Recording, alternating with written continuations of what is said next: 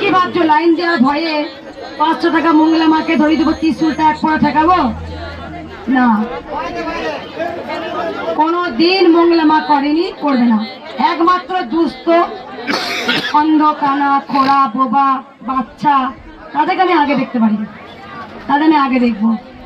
কারণ এটা কেউ করবে না। আমাকে ফাঁক দিয়ে 500 টাকা দেখে 30 আমাকে বিক্রি করার চেষ্টা করছে, বিক্রি হয়ে যাবো। এদের সময় দাম নেই, ওই দুস্থ অনাথ বাচ্চাটার সময় দাম নেই।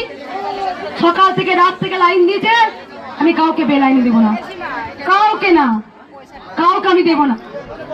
তাই বলবো লাইন দিয়ে পুজো দাও, লাইন দিয়ে। আমি আগেও ট্রাস্টি বোর্ডের মাধ্যমে লিখে দিয়েছি নিয়মগুলো। কোনোদিন কৃষ্ণকালী মায়ের কাছে দুটো লাইন হবে না, একটা ভিআইপি লাইন, একটা দরিদ্র লাইন হবে না। যে যত কোটি টাকার মালিকই হোক না কেন, তাকে মায়ের স্থানে দাঁড়িয়েই পুজো দিতে আসতে হবে। সে মন্দিরে 1 কোটি টাকা দান করবে না কেন, তাকে লাইন দিয়ে দাঁড়িয়েই পুজো দিতে আসতে হবে। এটাই আমার নিয়ম, আমার লেখা হয়ে গেছে। কোনোদিন দুটো লাইন হবে না, কোনোদিন না।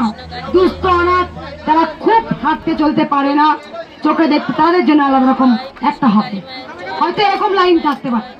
কিন্তু মায়ের জন্য ভিআইপি লাইন কৃষ্ণকালী মায়ের মন্দিরে জীবনে হবে না।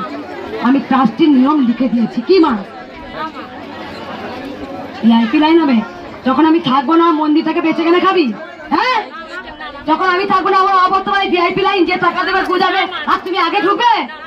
আর যারা যাদের টাকার ক্ষমতা নেই, সে কি দাঁড়িয়ে দাঁড়িয়ে মার খাবে? সেটা আমি করবো না কোনোদিন। লাইন এখানে দেখেছি 500 কেজি ফেরত দিয়ে দিচ্ছি, তারপরে 30 আমি দেবো না। টাকা দিয়ে কিন্তু আমি মা ব্যবসা করতে পারতাম, একে বলতে পারতাম একটা মাদুরি দেবো, দিস আমাকে 1000 টাকা। কি না, 10 টাকা, 20 টাকা, 1 টাকা, 2 টাকা, 5 টাকা দক্ষিণে না দিতে পারলেও কৃষ্ণকালী মায়ের কাছে সবাই আসে, সবাই কিছু ঠেকাতে পারে। এটাই হচ্ছে মায়ের মেয়ে আমি।